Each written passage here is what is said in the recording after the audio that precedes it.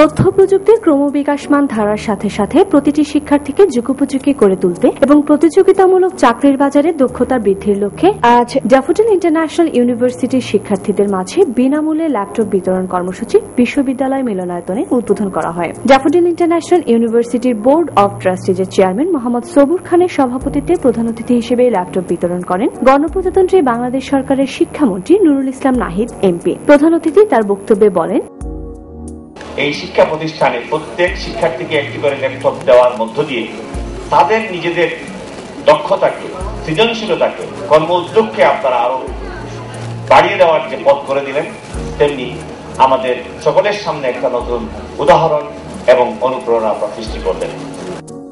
অনুষ্ঠানে বিশেষ অতিথি হিসেবে উপস্থিত ছিলেন ডিআইইউ এর প্রতিষ্ঠাতা উপাচার্য ও বিশ্ববিদ্যালয়ের emeritus professor doctor Aminul Islam এবং শুভেচ্ছা বক্তব্য রাখেন বিশ্ববিদ্যালয়ের উপাচার্য professor doctor M Lutfur Rahman.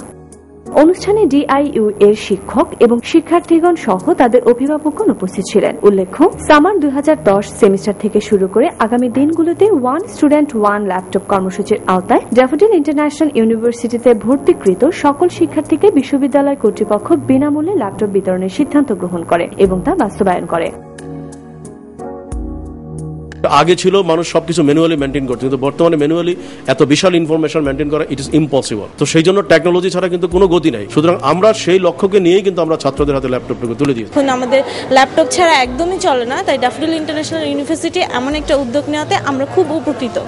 The thought of the government and people of the Bangladesh for Vision 2021 এবং এই উদ্দেশ্যেই আমাদের ল্যাপটপ দেওয়া। আমরা ভবিষ্যতে প্রত্যেক ছাত্রছাত্রীকে একটা করে ল্যাপটপ দেব। কর্তৃপক্ষ আমাদের পুরো ভার্সিটিতে ওয়াইফাই সিস্টেম করে দিয়েছেন। ল্যাপটপ দিয়ে আমরা যে কোনো জায়গা থেকে অনলাইনে কানেক্টেড থাকতে পারি এবং যে কোনো প্রবলেম সলভ করতে পারি।